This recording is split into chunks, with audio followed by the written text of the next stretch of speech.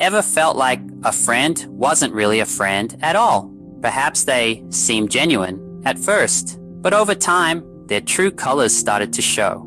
Let's take a journey, my friends, into the tale of Alex and Jordan.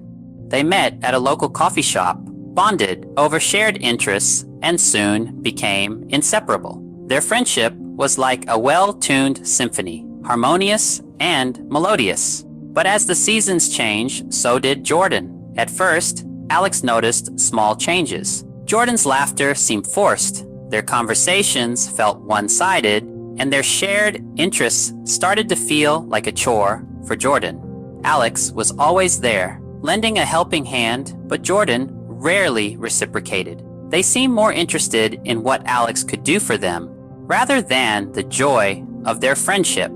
The balance shifted, and the symphony started to sound off-key.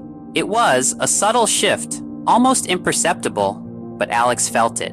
The gut feeling that something was off, like a discordant note in their friendship symphony. Alex started questioning, was Jordan truly a friend or just a master of disguise? The doubts started creeping in, casting a shadow over their once bright and cheerful friendship. And that's when they realized something was off. But how could they be sure? So how can you spot a fake friend? What signs should you look out for? Well, let's dive right in. Picture this. You've just landed a new job, or perhaps you've recently come into some good fortune. Suddenly, your phone is buzzing with messages from a friend who's been notably absent during the tough times. This buddy of yours is what we call a fair weather friend, someone who's only around when the sun is shining in your life. Now, consider another scenario. You're catching up with a friend, sharing updates from your life, but you notice something odd. Their eyes are glazed over, their responses are half-hearted, and they seem more interested in their phone than your conversation.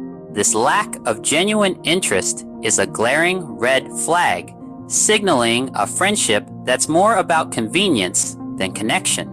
Then there's the friend who has a knack for making biting comments or subtly putting you down. They may cloak their jabs in humor or pass them off as just kidding, but these little digs can leave you feeling lower than a snake's belly in a wagon rut. These, my friends, are the telltale signs of a fake friend.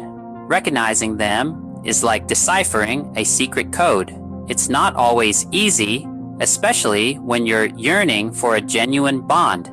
But it's vital to remember that not all friendships are as they appear on the surface. Recognizing these signs can be tough, especially when you're hoping for a genuine connection. But it's crucial to understand that not all friendships are what they seem.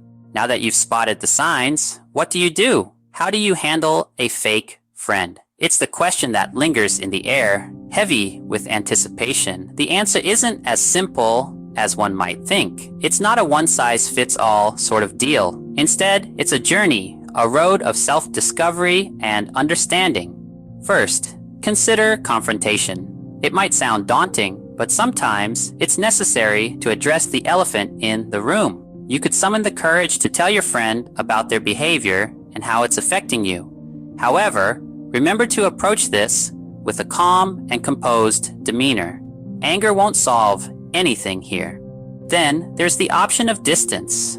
Creating a little space between yourself and your fair weather friend can provide you with a fresh perspective. It could be a temporary separation, like taking a short break from each other, or a more permanent solution, like moving on completely. It's about giving yourself the time and space to heal and grow.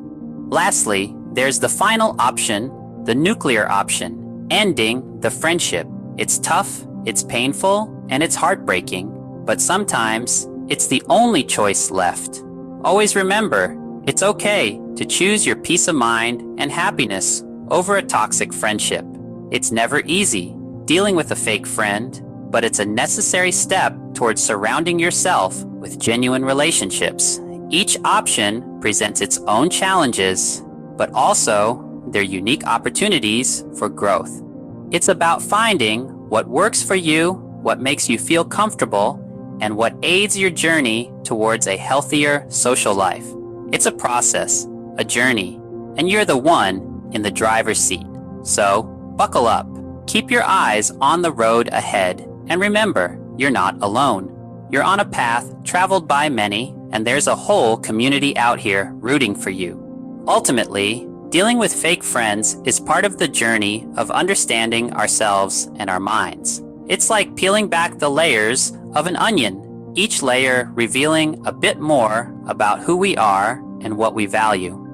Let's circle back to the story of Alex and Jordan. Remember our friend who was hurt by the actions of a fake friend? Well, they took that experience and turned it into a learning curve.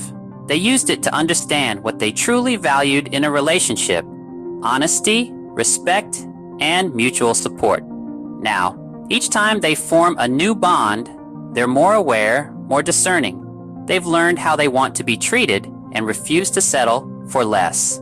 And that's the power of understanding. It's not just about calling out the fakes, it's about knowing your worth and demanding it.